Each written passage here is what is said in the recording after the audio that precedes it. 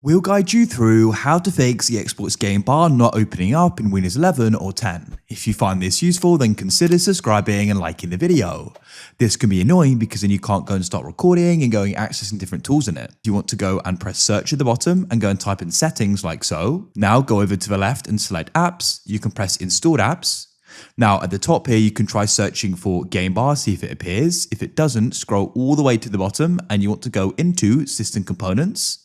Then find game bar and press the three dots to the right and press advanced options.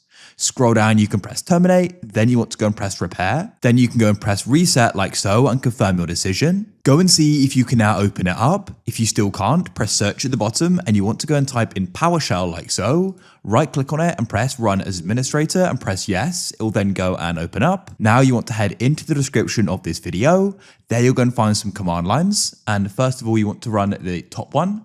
Go and copy it and you want to right click in here.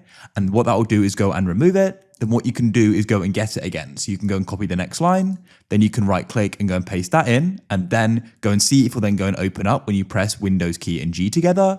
If that doesn't work, you want to try running it with the third one, and that will then go and get it again as well. So we'll right click and we can then go and press enter and let it complete. We'll need to go and press yes to agree. Hopefully now the problem's solved.